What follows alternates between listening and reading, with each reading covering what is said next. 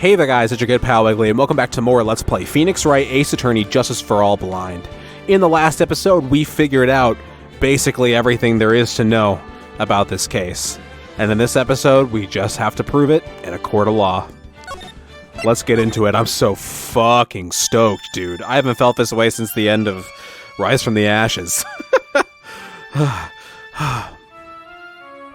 How did I get into this mess? That's far enough. You can't run forever, Mr. Phoenix Wright. Oh.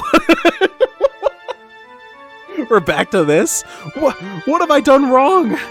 I cannot allow you to go on like this. But I'm just a simple defense attorney. Silence. You are no longer worthy of your title.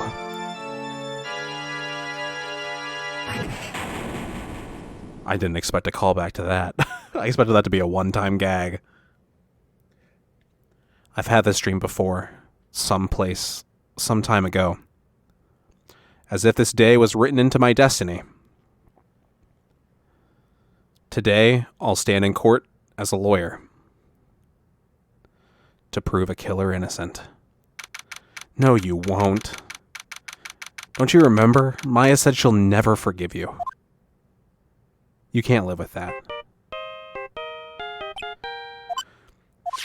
Hello? This is Phoenix Wright. Ugh. You don't look so well, dude. You're gonna prove me not guilty today, right?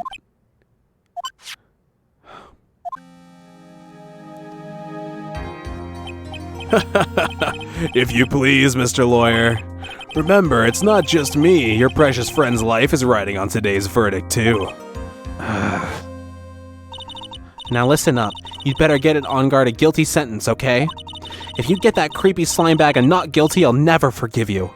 Ever. Maya. Phoenix. Phoenix! Hey, Mia. But Mia! Maya! How's Maya? I don't know. You don't know?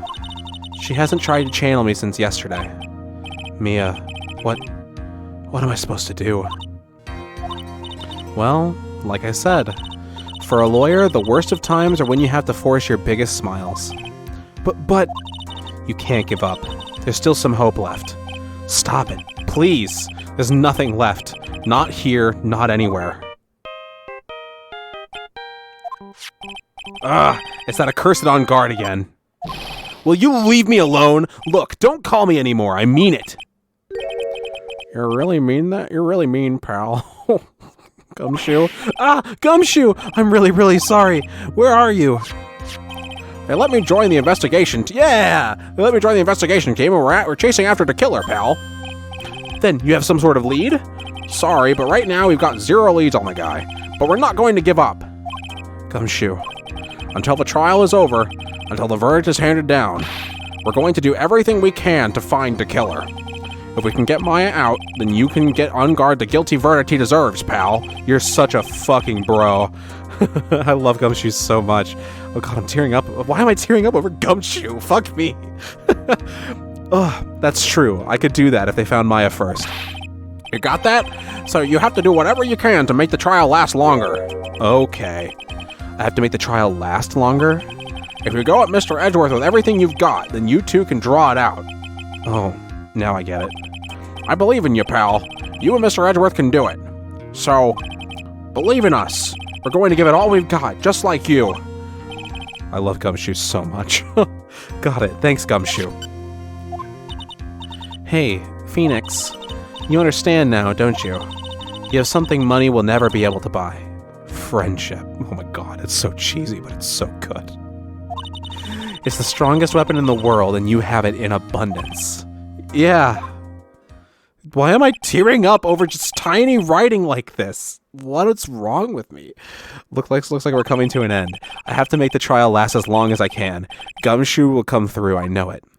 I love these characters so much. I love this world. I love everything about it. Fuck. It's so good. Court is now in session for the trial of Matt on guard. The defense is ready, Your Honor. The prosecution has been ready for a while, Your Honor. Now, as I recall, we concluded yesterday's session with a big mystery on our hands. The mystery being what exactly was Ms. Adrian Andrews' role in this murder. That is to say, is she really connected to the crime itself? Mr. Edgeworth, if you would please inform the court of today's proceedings. Adrian Andrews. She forged evidence that threw suspicion onto Mr. On Guard, and then proceeded to escape the crime scene by wearing the Nickel Samurai costume. The guilt of these actions are from those from which she cannot escape.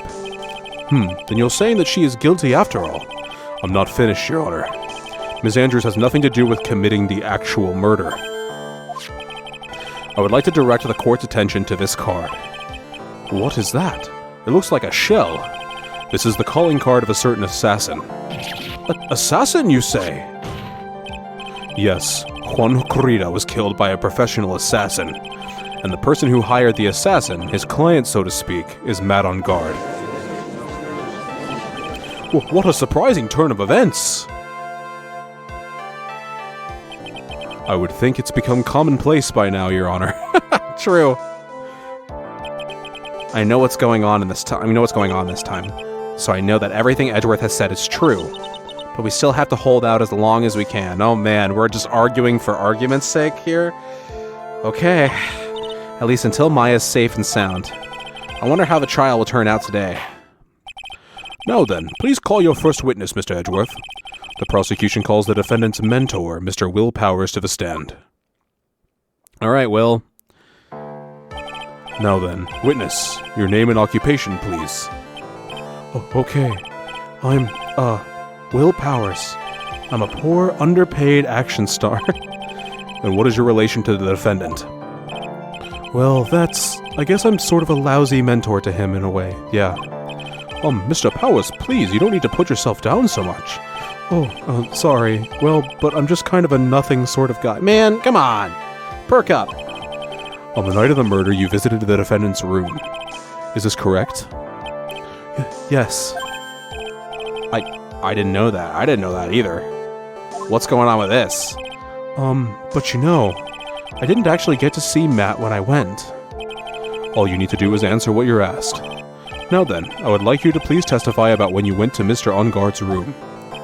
Oh, okay, sure. Alright, Will. At least you're not in the defendant's chair. After the awards ceremony, I went by myself to Matt's room. Matt was standing there in front of his room, still in his Nickel Samurai costume. He was talking with someone. At first, I thought it was the bellboy. I watched the two of them for a while, but then I gave up and went back. I had guests with me that night, and I couldn't make them wait for me. Aww. Who were these guests? You. Oh, yeah. Nothing sounds out of place in Mr. Powers' testimony.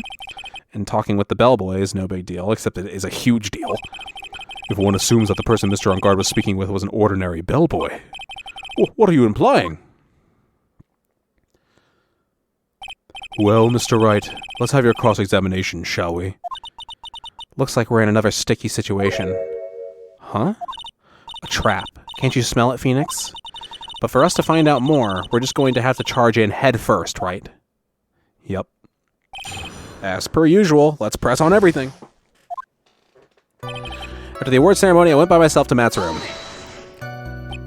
The defendant's room. Why did you go there? Well, I'm his mentor, like a big brother sort of, and I wanted to say congrats. Well, what's wrong? Why did you stop? Mr. Wright. What is it? You're going to try to trick me into a corner, aren't you? No, come on, man. Huh? I know I'm just a poor, underpaid action star, but I'm not the killer. I know you're not, man. Come on. No one said you were, Mr. Powers. No, please, don't trick me. Every time you do your lawyer thing, the witness suddenly turns into the bad guy. I don't think it's going to be the case here, Will. Every time? It's because all the witnesses suck. Witness. I will personally talk to the defense at a later time. So for now, please kindly cooperate and continue with your testimony. Sorry. So, you went to the defendant's room, and then...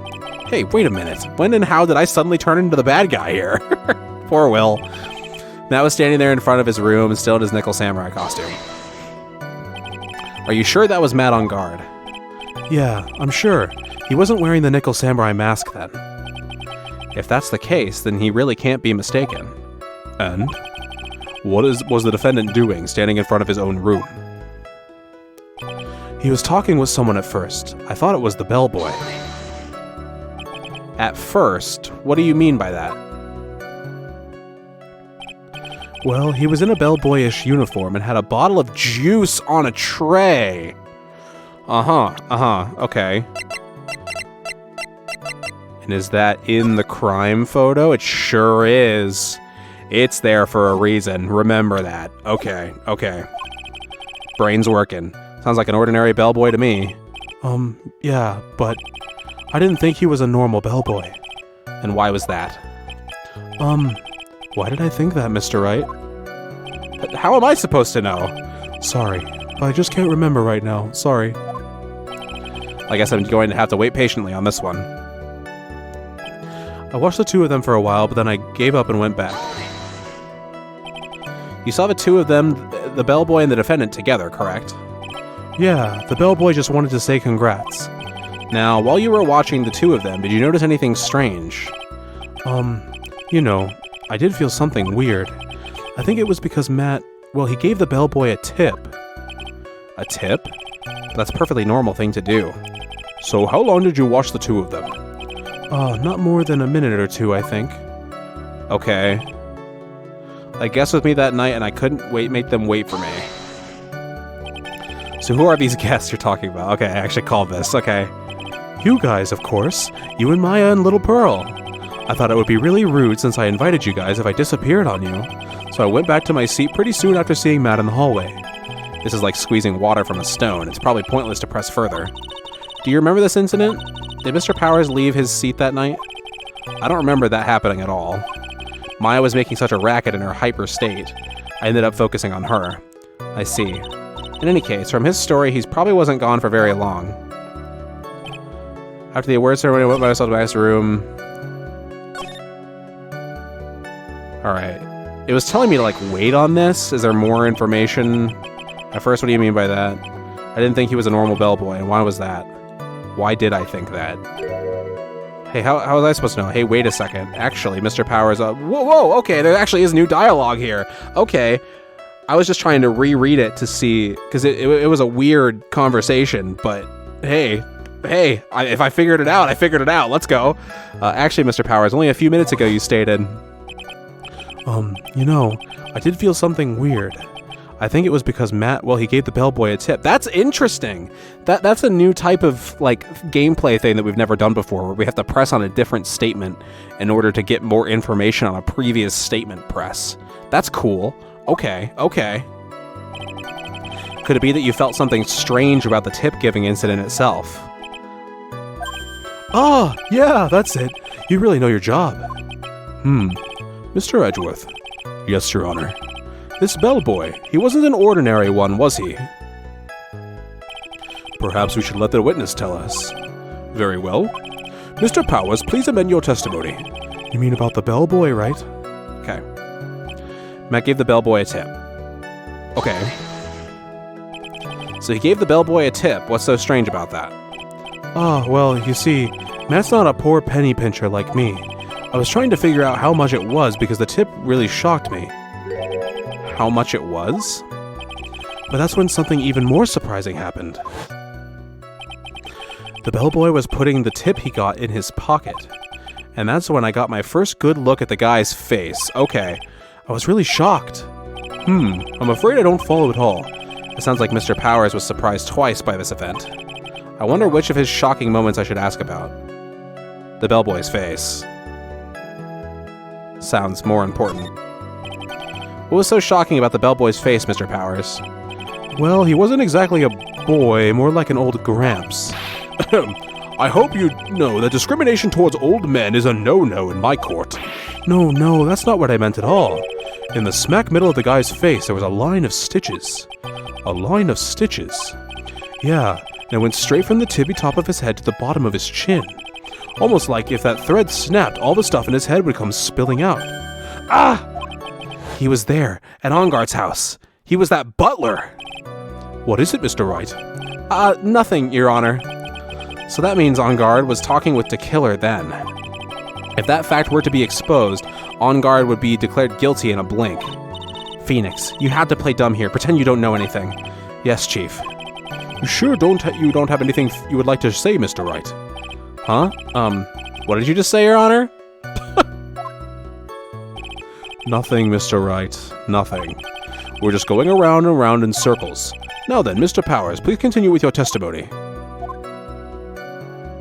Okay. But then what happens if we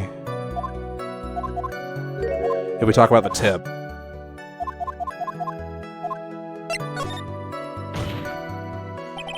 The defendant is a huge star. He can afford to give generous tips, wouldn't you agree? Sure. But giving him that much was maybe a little too much, I think. A little too much? Would you please clarify for the court about how much would you say the defendant gave to the bellboy? Honestly, I don't know. I can't even begin to guess. And why is that? Because he gave the bellboy a really, really fat roll of cash. A roll of cash? Sounds like an assassin hire to me. Oh, well, how interesting. That certainly was a very generous tip, wasn't it? A very fat roll of cash. That can hardly be called a tip, Your Honor. The judge is beginning to look awfully... suspicious of us. Let's raise an objection, maybe? The defendant is a superstar. That kind of tip is typical fare for people like him. This is so weird that we're fighting for somebody we know is guilty, but we're not necessarily trying to get to the verdict. Are you saying that all superstars are super spenders? If I could receive large rolls of cash by simply bringing people things on trays, then why on earth would I stand around here prosecuting? Because of your father? Maybe?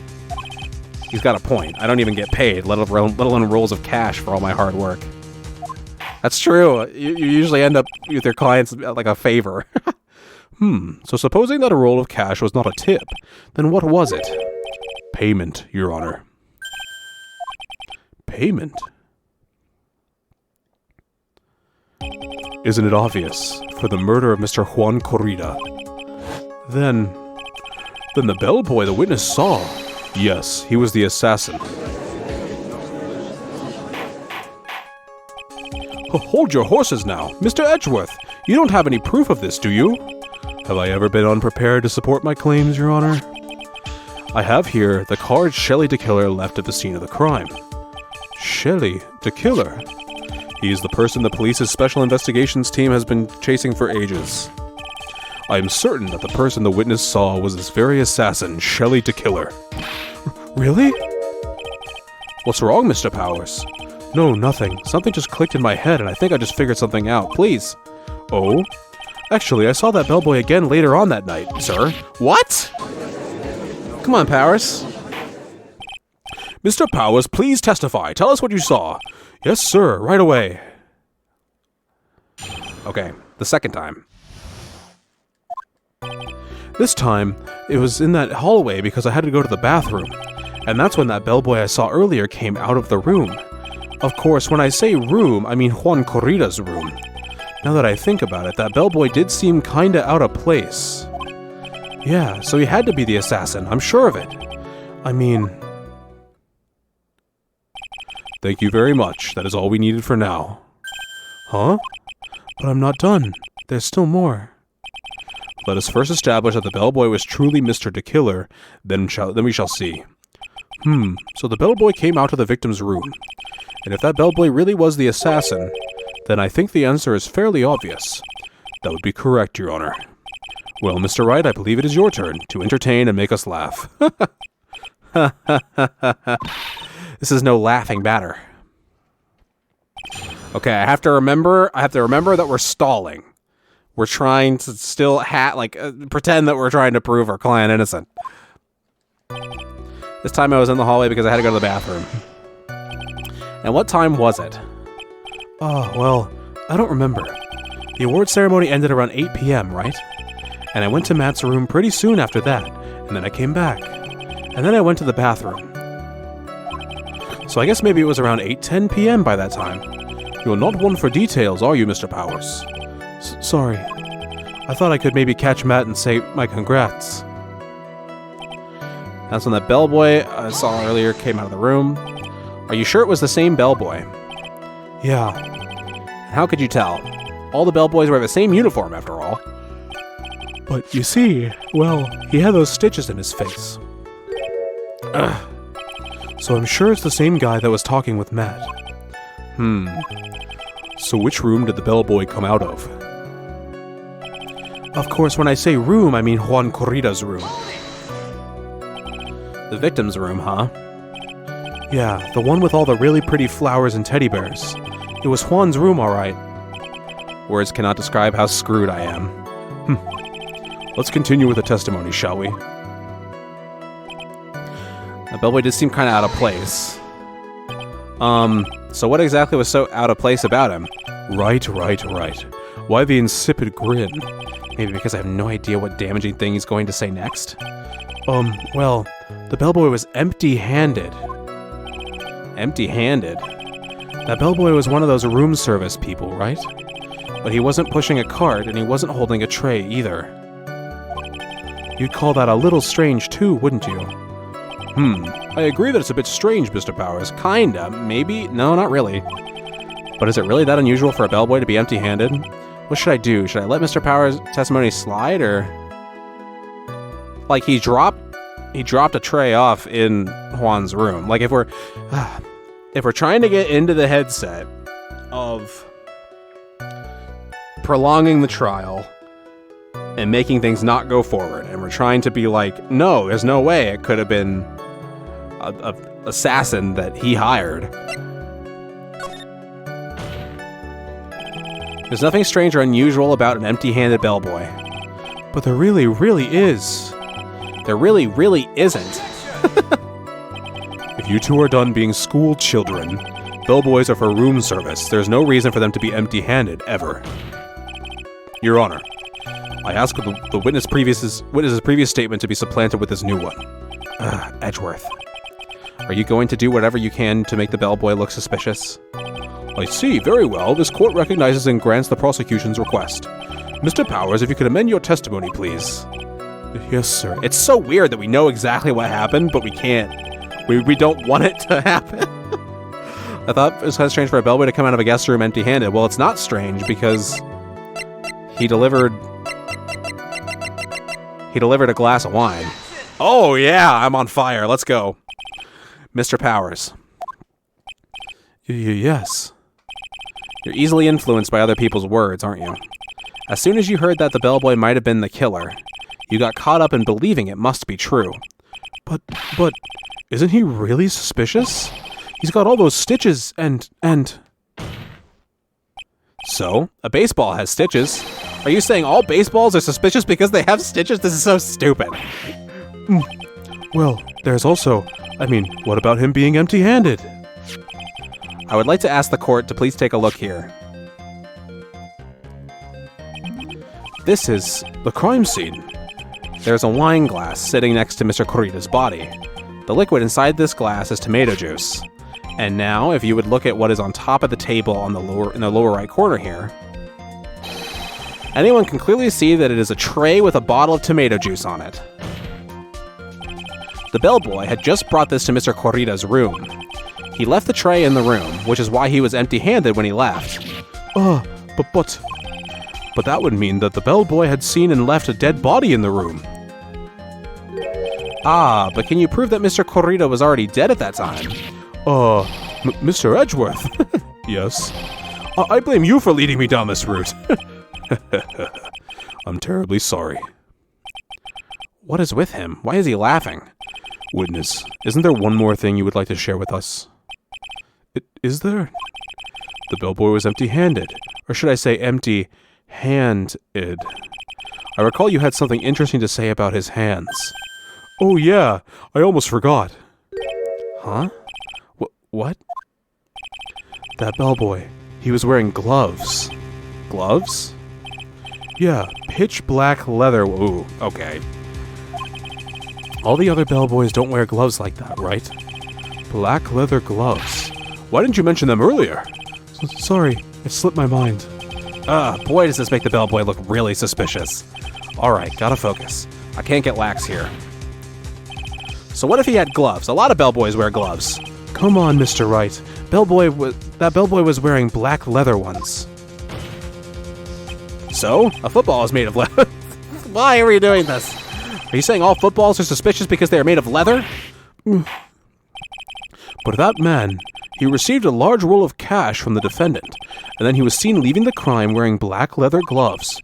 I don't think that even someone like myself can believe that he was just another bellboy. It seems that we have finally come to an understanding. Now then, witness, please continue with the rest of your testimony. The rest? Oh yes, please tell us more. Okay.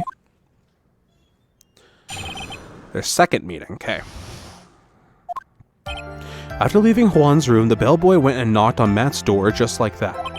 He gave something to the person inside the room, and the old guy just left without even going in the room. After that, I went to the bathroom and then back to my seat.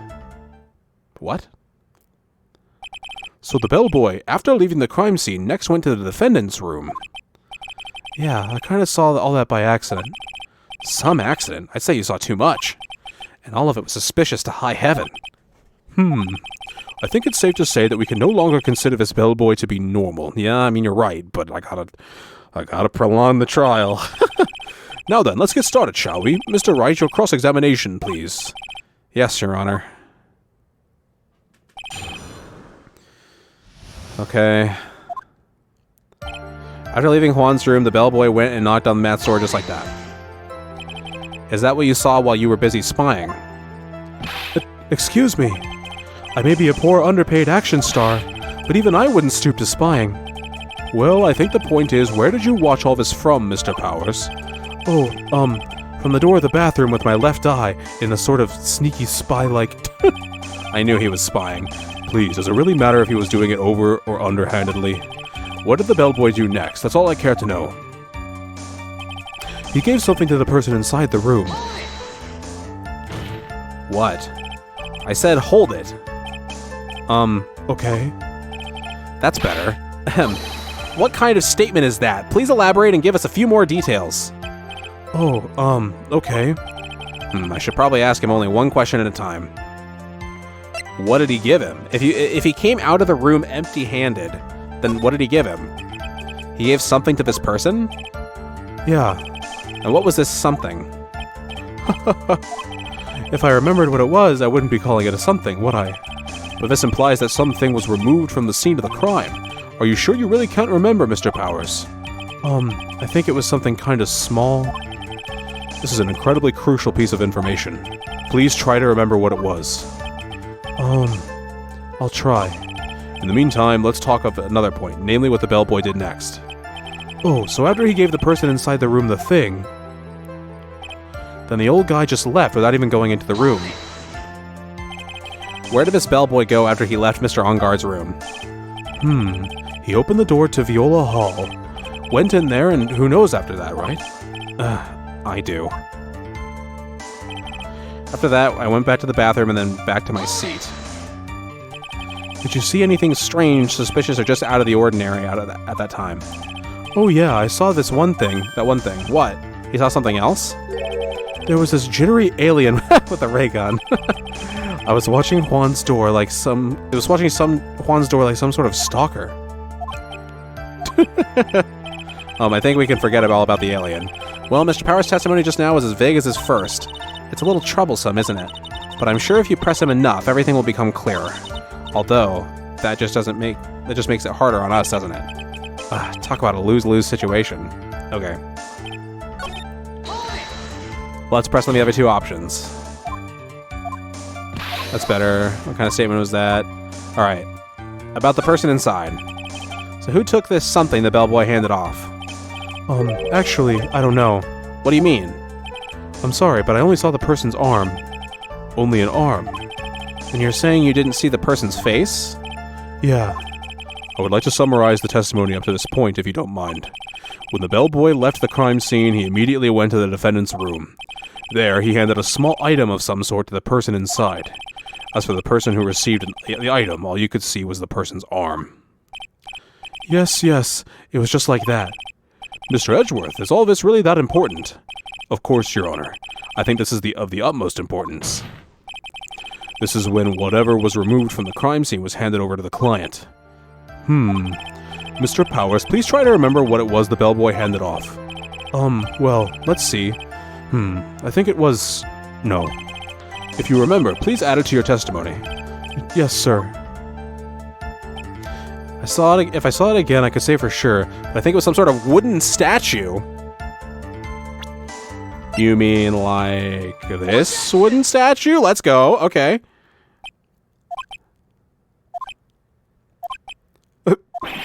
What is the point of that pregnant pause? Where did that objection come from? Well, speak up. It was me, Your Honor. What is it, Phoenix? I have a feeling that something bad is going to happen once I show this. Mr. Wright, if you have something to say, please spit it out. Yes, Your Honor. Okay, Phoenix. Deep breath. Mr. Powers, this something you saw. Was it this item? Oh, hey, that's it. That's the something. Of course it is. Wow, Mr. Wright, you really figured it out. I recall we found this in Madame Guard's mansion. At the defendant's house? What does this mean? It's simple, Your Honor. Shelley the killer assassinated Juan Corrida in his room. And then he stole this wooden bear from the scene of the crime. Then the bear being found at Mr. Engarde's mansion would mean... It goes without saying, Your Honor. Mr. Matt Engarde is the killer's client. Yeah, well... Order! Order! Order! I said order! Mr. Wright, this is a most unfortunate turn of events for you. Yeah. Sorry, Mia. No, it's alright. Your judgment was sound. Actually, I figured the bear would come up. If not now, then it would have later on. Even if you hadn't shown it to the court, I'm sure your friend Edgeworth would have. I almost forgot that he knew about it too. I think it is clear that there is no need for us to continue this trial. I can't let this happen. I have to do something. There has to be something we've overlooked. Your Honor, a minute, please. Yes, Mr. Wright? There are still a few points left that we have not fully explored. What are you trying to pull? Oh, well, we can't have that. All right, Mr. Wright, what questionable point would you like to explore further?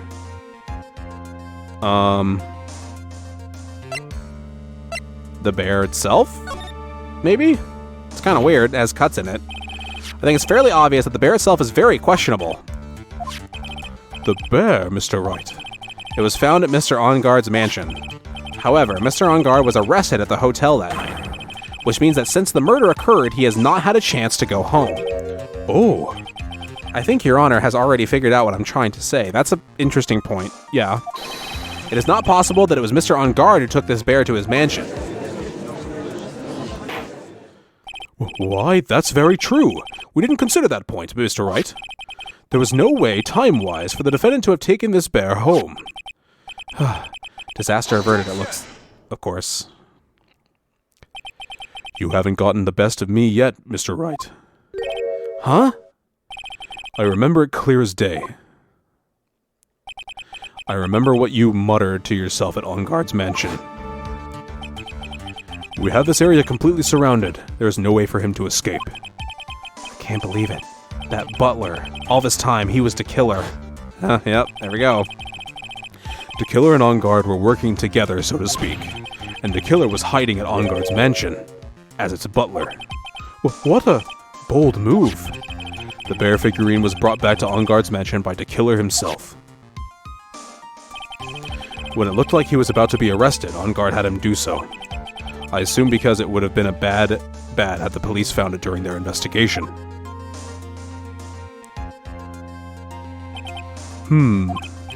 Well, Mr. Wright, you've been quiet for a while now.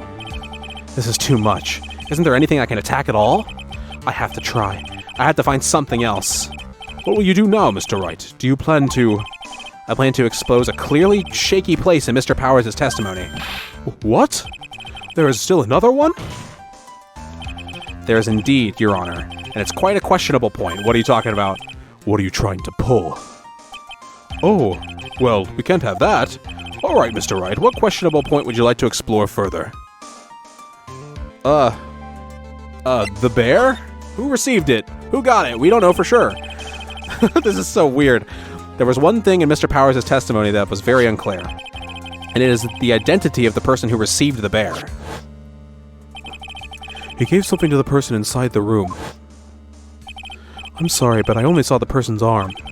As long as we don't know who it was that took the bear, we can't be sure of... Ah!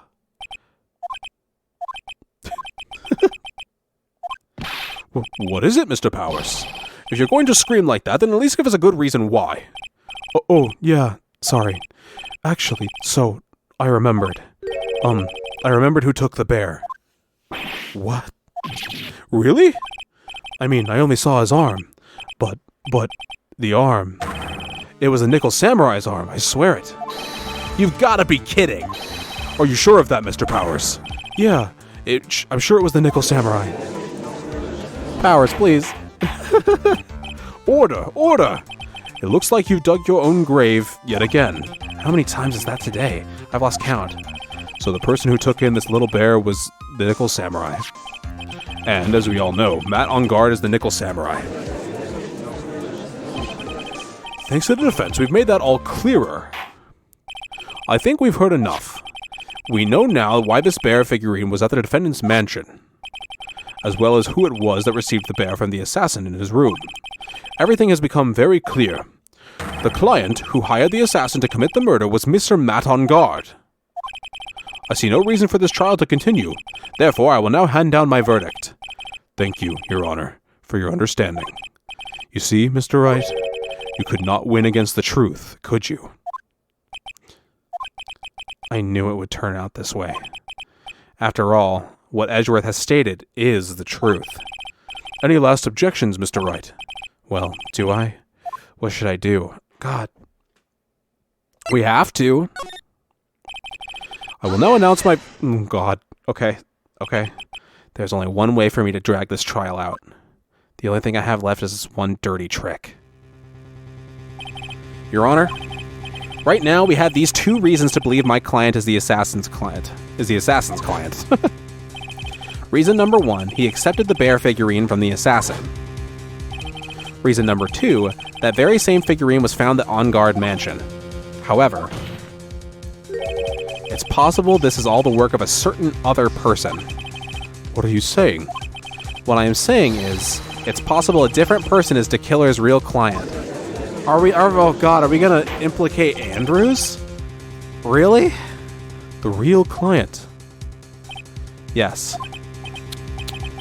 Is this all you have? Now then, Mr. Wright, let's hear your theory.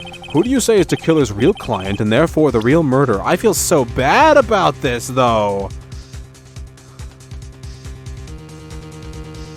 Oh no, man. Really? We have to do this to prolong the trial? Adrian Andrews? Yes, we already know that she tried to frame Matt on guard for the... Oh God, poor Andrews, man. By wearing a spare Nickel Samurai costume. Oh, then... And the Nickel Samurai's arm that I saw. That could have very well been Ms. Andrews. But what about Mr. On Guard? If you would please recall yesterday's testimony. The defendant was taking a nap during the break period. That's right.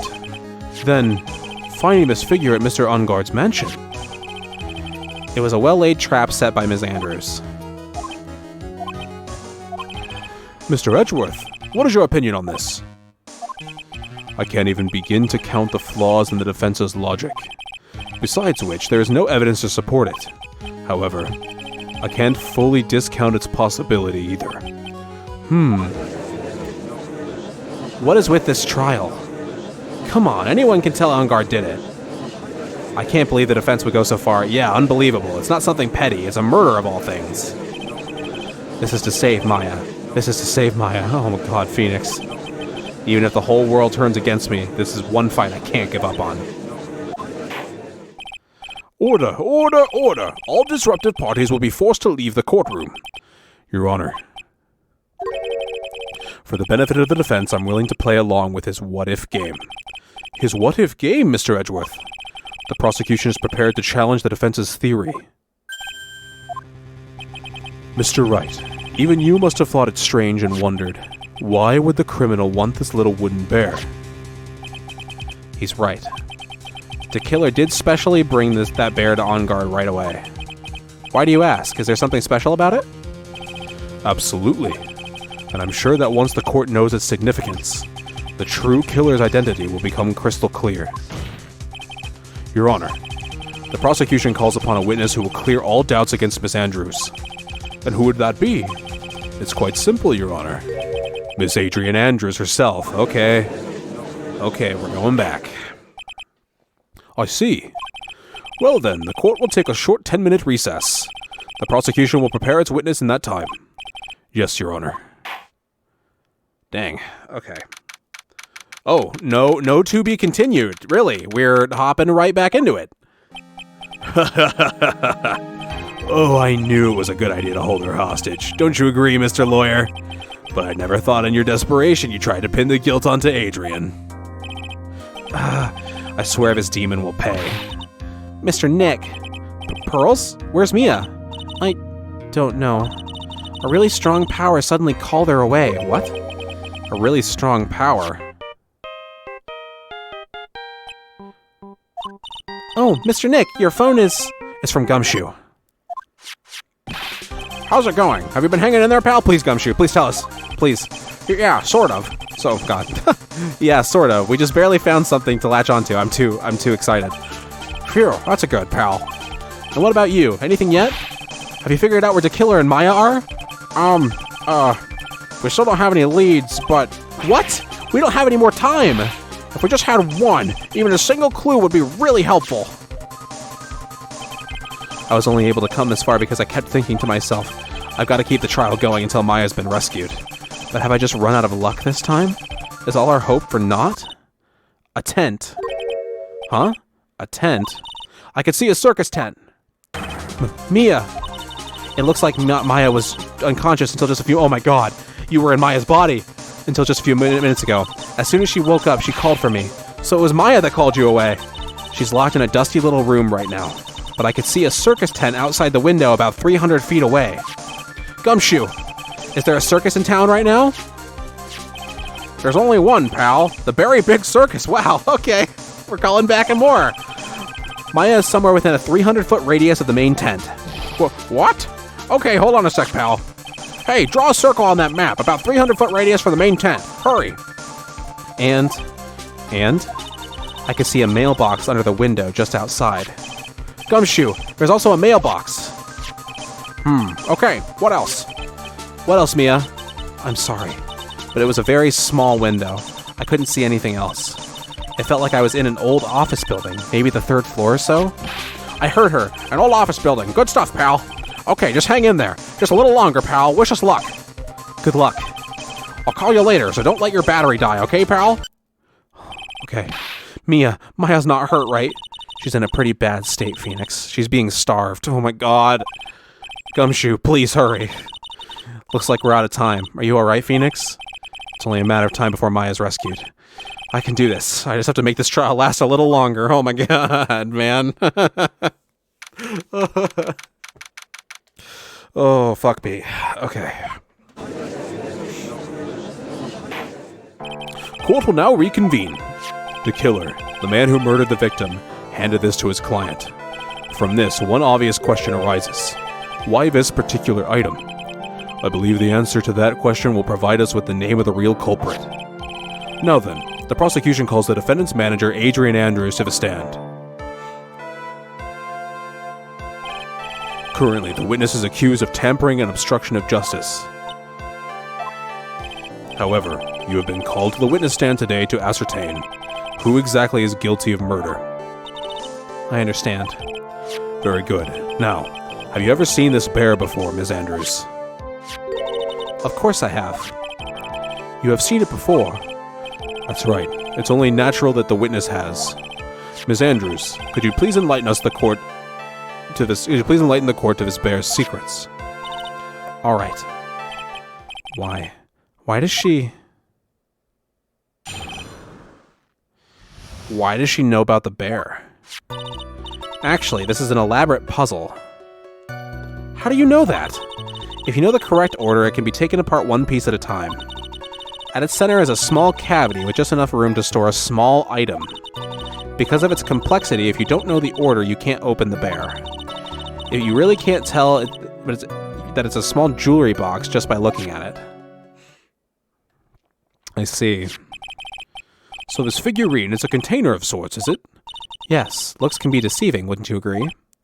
Yes, this is superb craftsmanship. Oh yes, I nearly forgot. You may begin your cross-examination, Mr. Wright. It looks like there really was something to that bear after all. Okay. What's in the bear?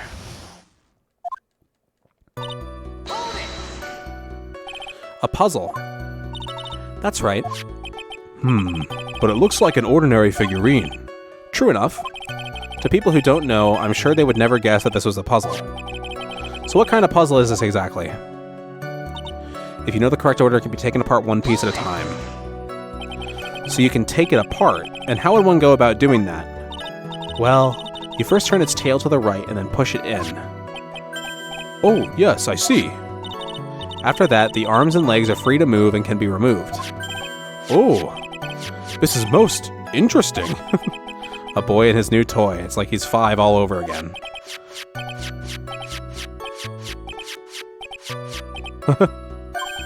Oh, don't mind me. Go ahead and carry on. Jesus, I think he's lost it.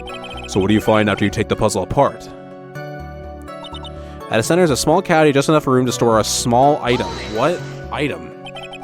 And how do you know about this? I know because I was the one who bought it. What? Huh? It was a souvenir from when a friend and I went to Switzerland. Then this was a present from you. That's right. It was a puzzle in the shape of a bear, so I thought it would be perfect for Juan. So it was a... Oh! I know what's in the bear. Oh, man. Witness, let's continue with your testimony. Because of its complexity, you don't know the order. If you don't know the order, you can't open the bear. So who exactly knew how to solve this puzzle? Only the two of us, Juan and myself. It was a souvenir from Switzerland, so I doubt there are that many people with the same bear in this country. But this looks like it could be easily broken, especially if someone wanted to get at what's inside. Well, it's a toy, but it can never be the same again once it's been broken. Okay. You really can't tell, but it's a small jewelry box just by looking at it. Who else knows that this bear is actually a small container or jewelry box? I never told anyone. And as long as Juan never told anyone either, then only the two of us knew. The two of you, huh? Then of course that means Mr. On Guard didn't know, right? I think this is about all I'm going to get for now. Okay, only Corrida and Andrews knew how to open it. Interesting. Well, Mr. Wright, I think even you have come to realize that there is one very important fact we have uncovered, and that is this. This bear is actually a jewelry box. I don't think so. Well, it may be. Now that we have agreed to this point, there's only one logical question that can come next, and that is this. What is inside this box? Okay. What's inside? That's right. That's what we are going to find out next. Witness. Yes?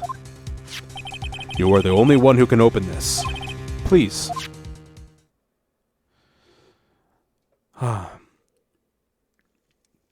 It's a painful silence hanging over the courtroom. All eyes are on Miss Andrews, and now as she solves the puzzle and takes the bear apart. I've opened it. I knew it. Oh. Is this what you wanted? What is that? It looks like a note. It sure is. I don't think we need to guess at what that is, do we, Mr. Wright? It's the suicide note. The suicide note? The suicide note left by Juan Corrida's former manager, Celeste Impacts. Until now, no one knew of its whereabouts, but just as we suspected, it was hidden. Hidden by the victim Juan Corrida himself.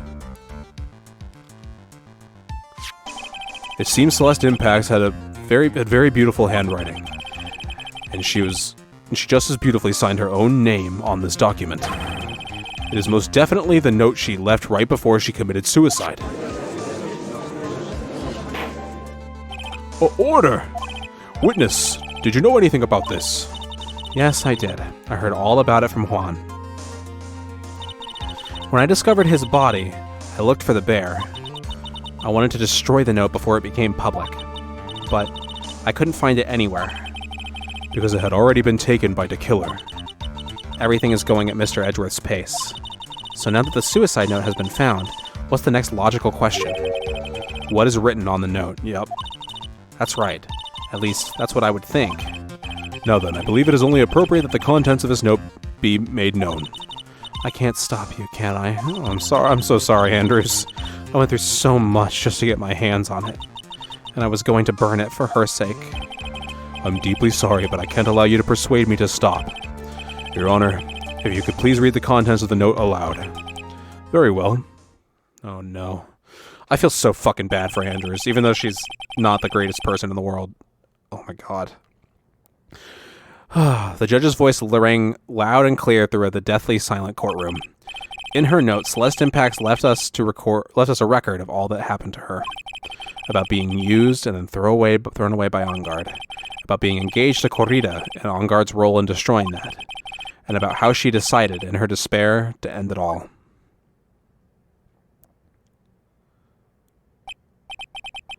And that's all Miss Impacts had to say.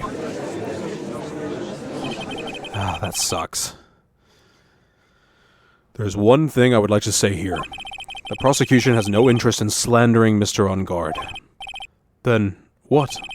Our intention, Your Honor, is to establish a motive for murder. Isn't that correct, witness? Yes. On the night of the murder, Juan was going to make the contents of the note public.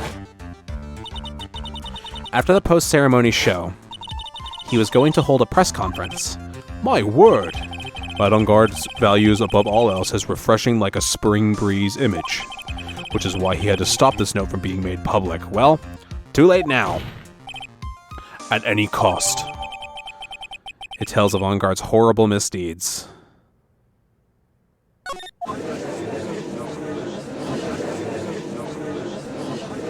It's Enguarde's fault that woman killed herself, and this time he even went so far as to kill someone to stop him from revealing that. How terrible. What a selfish person. I guess there are slimeball lawyers out there who will... Oh. There is no room for doubt here. Mr. DeKiller's client's goal was to obtain this suicide note. I'm sure it was. And I can't read it? Man. And the only person who needed this note that badly is the defendant. Let's not forget what the bear with the note was inside was found at the defendant's house.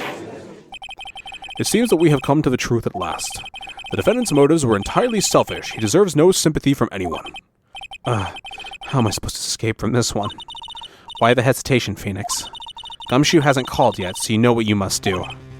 I know I have to carry on and bury him. Oh my god, buy him some more time.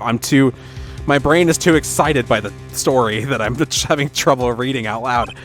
Okay, there are two deadly pieces of evidence, the figurine and the suicide note. Maybe somehow I can find a way out of a situation through one of those. The gavel's already in the judge's hand. Phoenix, hurry. The suicide note or the figurine? Which one of these should I pursue? The note? It was just presented, I guess? Please wait, Your Honor. Oh man, look at that lawyer. He's still going at it. It's like he doesn't care that he's trying to get a killer off the hook. I think Your Honor believes that Matt Enguarde killed in order to obtain this note. Yes, that is correct. But that seems a little strange. In fact, I think there's a contradiction here. This note was hidden by Mr. Corrida until the night of the murder. Oh, wait a minute. A thought just crossed my mind. Ooh, that would be so fucking awful if it's true. Oh no. Would he go that far? Holy shit. Okay, hear me out. Is it possible that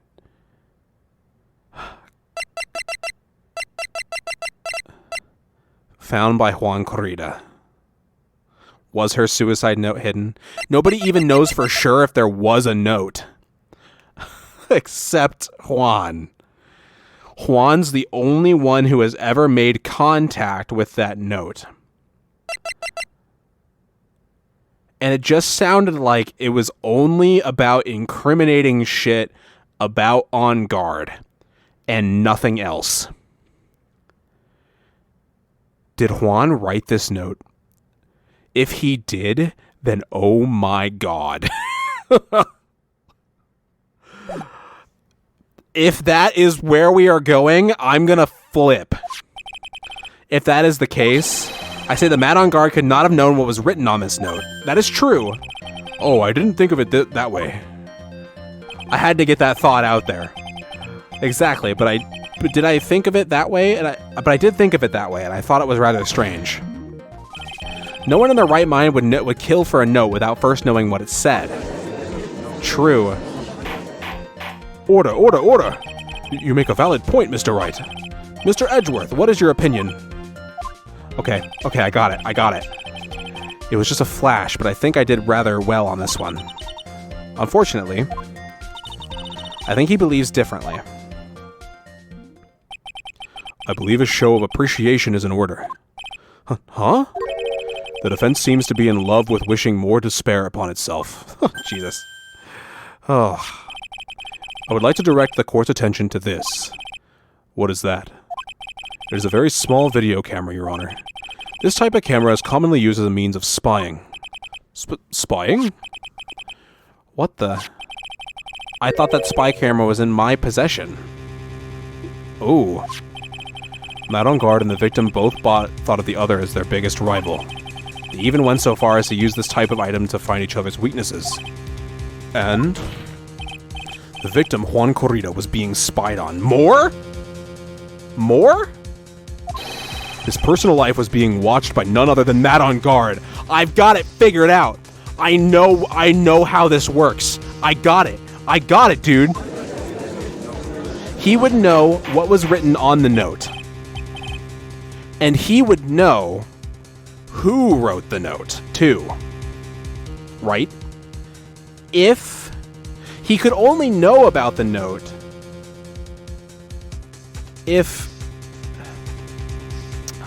right? He could only know about the note if Juan wrote it, because he was only spying on Juan. He hypothetically wasn't spying on Celeste. I guess we don't know that. But if Celeste wrote the note, he wouldn't have any reason to, for sure be like, that note says something bad about me, unless Juan wrote it, right? That's gotta be it. Order! I am Mr. Wright. Yes, Your Honor, I got it figured out. You, don't tell me you knew about your client's spying activities. Well, sort of. Sort of is not an acceptable answer, Mr. Wright. I see you are confused, Mr. Wright. You're probably thinking, but I have the camera that was stuffed in the bear's eye. But this camera that I have is not that same one. Last night I searched the victim's house on a hunch, using this Gumshoe's bug sweeper. By the way, Mr. Wright, the defendant's fingerprints were found on this camera. Matt on guard's fingerprints were on there. Well, Phoenix, it looks like those cameras were hidden all over the place, huh? Yeah, I got it though. What am I supposed to say to that evidence? I think this is the end. It's fairly obvious that Mr. On Guard learned of the suicide note through this. He was watching the victim all along. He got me good this time. I don't have anything to counter that. Hey, now what's that lawyer thinking? Mommy's the bad guy? Shush, stop, don't look at him. Why would you bring your kid to court? The way he's sweating is just so, nasty. Phoenix. Yes, Chief? Have you figured out what you're going to do next yet? Yes, I have. What I'm going to do next? Does running away like a frightened child work? I know it seems like Mr. Edgeworth is very close to putting the lid on this case, but in his eagerness to prove his point, he forgot one very important thing. Well, what is it, Mia? There's a piece of evidence that he really should investigate. I got it. I'm right. I'm so good. Something he should investigate? I would really hate to see the good prosecutor get scolded for not remembering to look into the item when he had a chance. Why are you speaking in riddles all of a sudden? To help you grow, man.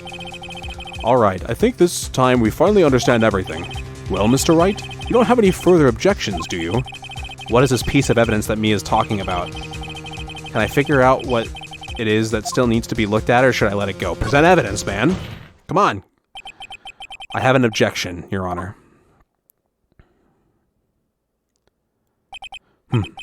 That was about the weakest objection I've ever heard, Mr. Wright. Objection! Your Honor, the defense has no intention of letting this go so easily. You are beginning to sound desperate.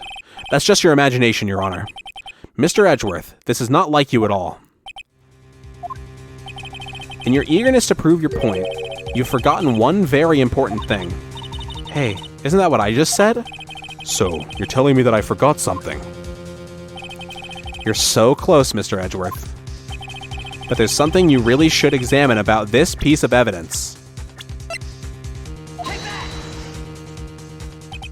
That is Miss Impact's suicide note, right? I got it! I figured it out! That's so good! That's a really tricky thing, to, line of thinking, too. Yes!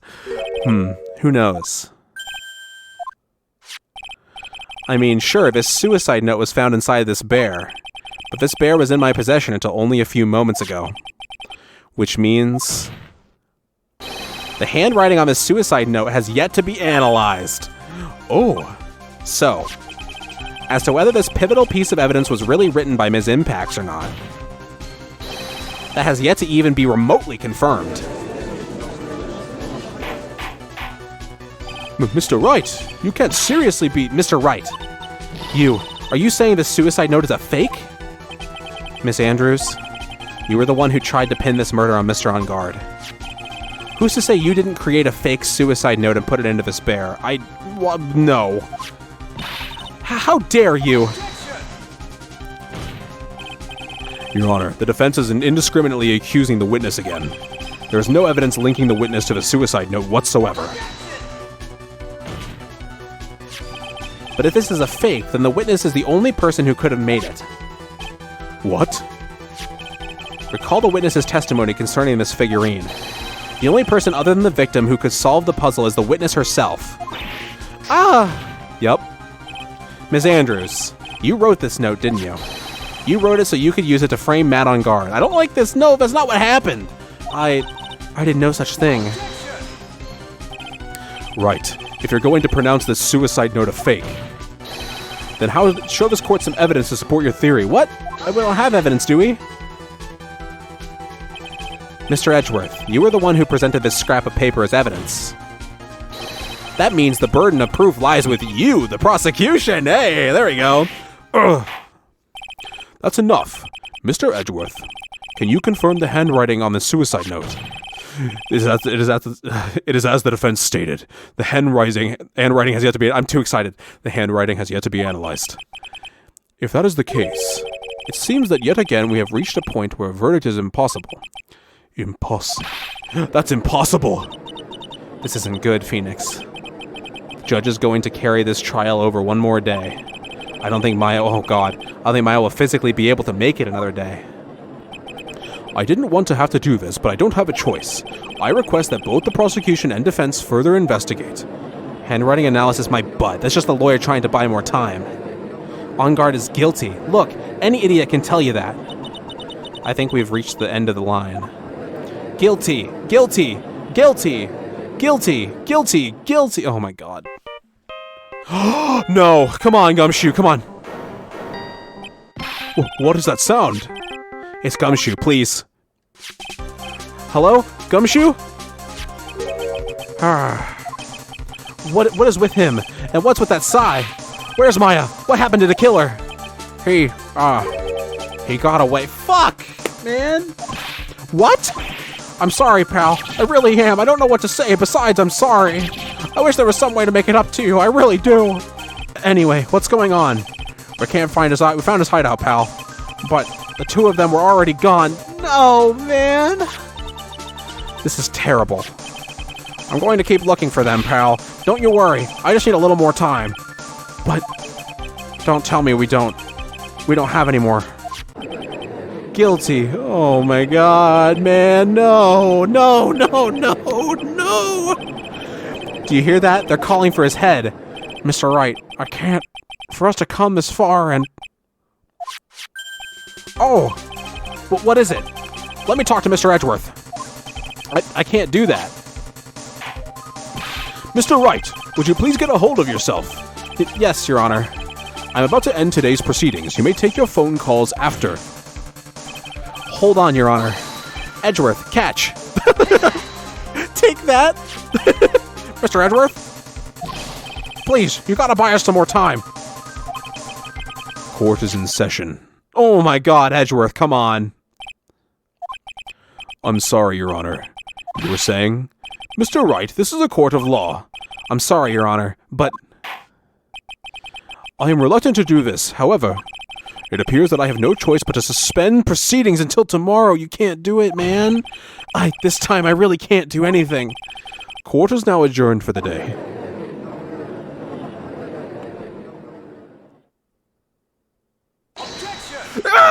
Edgeworth! Please wait, Your Honor. Yes? Edgeworth? What is it, Mr. Edgeworth? I humbly request another 30 minutes of Your Honor's time. For what purpose? We can perform the necessary tests on this piece of evidence at that time. But can you really obtain your results in 30 minutes? I believe we can, Your Honor. But wouldn't it be better if we adjourn for today and then reconvene tomorrow? 30 minutes. Please, Your Honor. That's all I'm asking for. Please, Your Honor.